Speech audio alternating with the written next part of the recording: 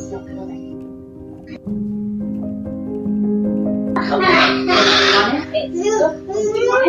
Go like this. One hit, we go like this.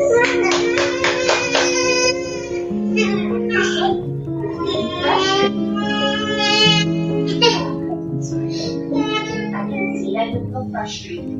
I see that you feel frustrated. It's very frustrating.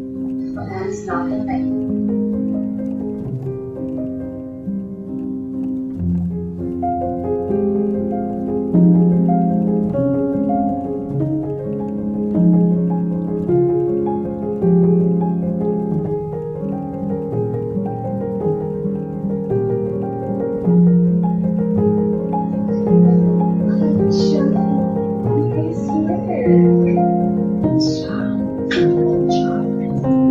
Regardez bien ce que fait cette maman quand sa fille essaie de la taper, elle ne laisse pas faire.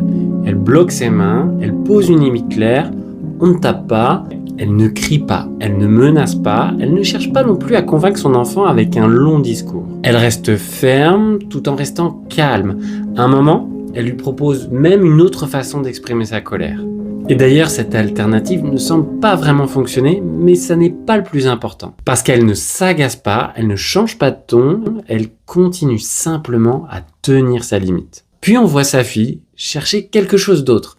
Pas une nouvelle explication, pas un raisonnement, elle cherche du réconfort. Elle cherche le calme de sa maman, et cette maman le lui offre. Elle l'accueille dans ses bras, elle parle peu, elle reste simplement présente, calme, apaisante. Et petit à petit, sa fille retrouve elle aussi son calme.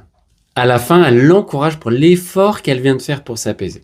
Alors retenons une chose, quand notre enfant est très énervé, on peut bloquer un geste, poser une limite, dire clairement « stop, on ne tape pas », sans pour autant devenir menaçant ou agressif.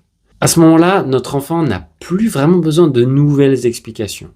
Il a surtout besoin d'un adulte suffisamment calme pour l'aider à retrouver son propre calme. On peut être ferme tout en étant profondément apaisant.